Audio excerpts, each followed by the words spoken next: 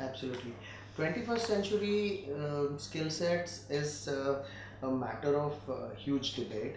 And to be very frank, there are what really comes to my mind is students should first be encouraged to develop in themselves something called as lifelong learning.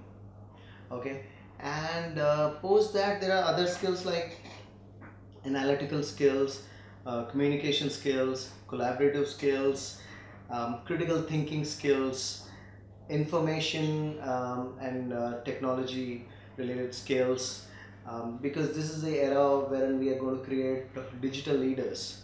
So the students are supposed to be information and technology literate, and then besides that they need to be flexible, and they need to be adaptive as well. And besides that, I think they should be globally competent. That is the most important thing, because you must have heard that this particular phrase, study locally, work globally, is being talked about a lot. And I think, having said that, there is a shift wherein students, or rather I would say that when they go to university and post university, when they take up jobs and things like that, they have to have certain they have to make certain decisions which completely changes their surroundings. They'll get a posting somewhere in maybe Japan, or maybe in the US, or maybe some other far flung place. So how they go there, they adapt and suddenly be a part of it. The whole setting is, they need to have that kind of coping skills as well. So these are the skills which I think have to be coming from the curriculum or the framework, which is very necessary in a school to begin with.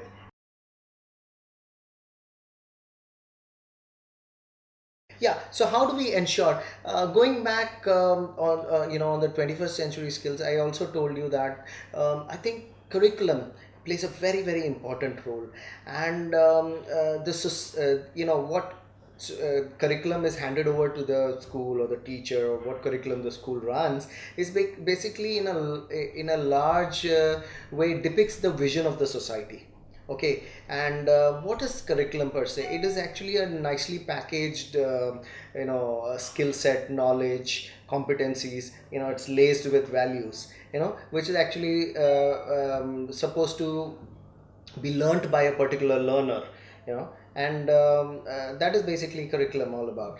But what I feel is the curriculum actually being mapped based on the learning outcomes, is what is very important. So what I would suggest is these learning outcomes should be the 21st century skills, and there should be backward integration, and the curriculum should be formed in such a way that these learning outcomes are ensured. So that means the assessments, after the learning outcomes, I mean before the learning outcomes, the assessments should be very very dynamic. They should be not left to with all due respect, teachers alone. There should be peer assessment as well. And students, there should be self assessment, very important, because students should be given an opportunity to know by themselves where their standing is, where they are placed. And besides that, peer assessment. And of course the teachers attention should be always there. Teachers attention should be always there.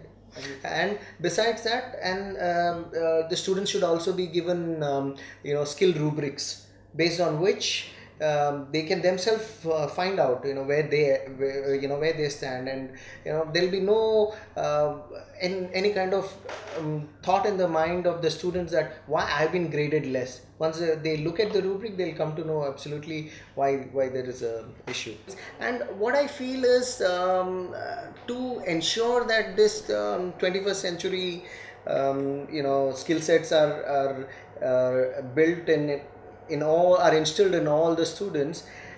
It is not just the curriculum, not just the pedagogy, not just the assessments, or which are responsible. I think in a very big way it is the community, it is the school, it is the leadership of the school, it is the teacher training, the professional development of teachers, how often this process goes on in a school.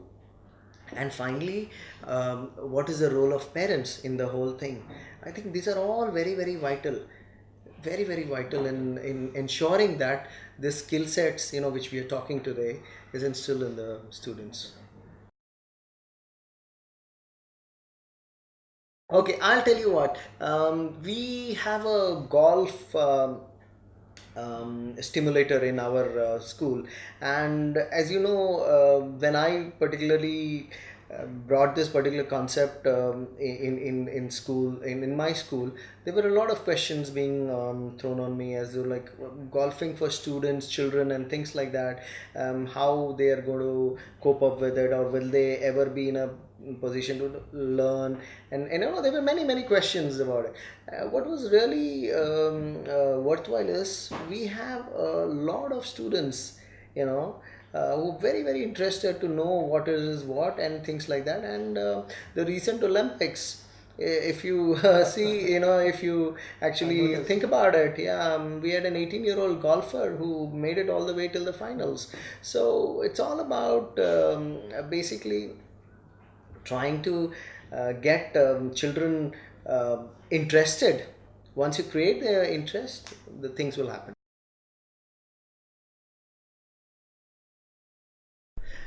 Firstly, teacher's role these days, it's actually gained a lot of momentum.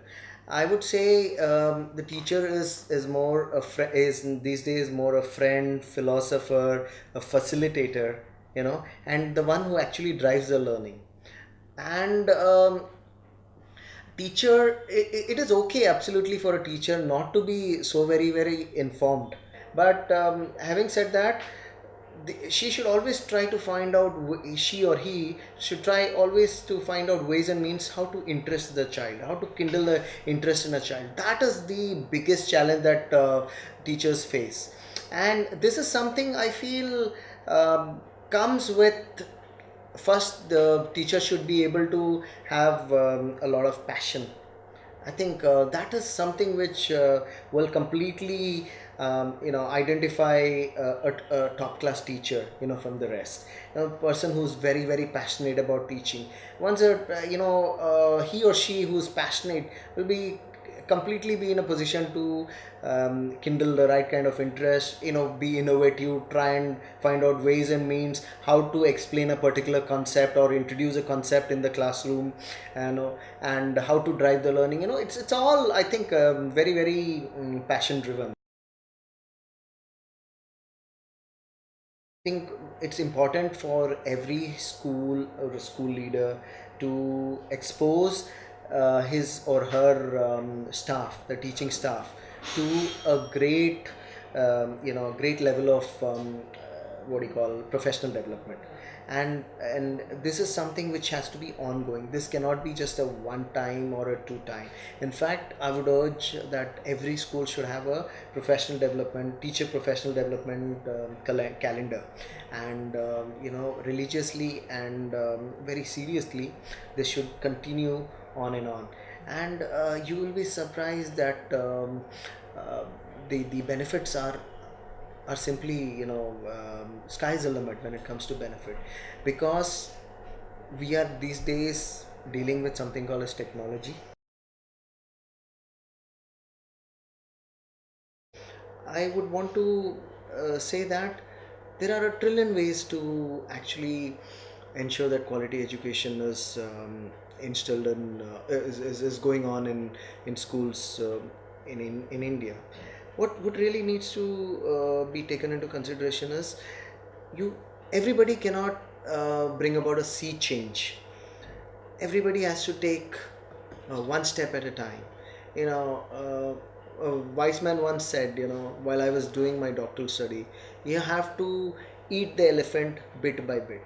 So it is a long, drawn journey, and I think we can get there very easily, provided every single day we are taking one step. I really want to tell all the educators, all the teachers that you guys are doing an excellent job. Keep up the great work. And at the end of the day, it doesn't matter what car you drive, which house you live, or what food you eat. It is what is important is how many lives have you touched. That is the most important thing. And today, whatever we are, it's all about it's all because of our teachers, and they instill good values because of which we could reach somewhere in the society. Keep nurturing the students, keep empowering them, and I'm sure with your consistent efforts, this world is going to be a great place to live in. So teachers, keep up the great job. God bless.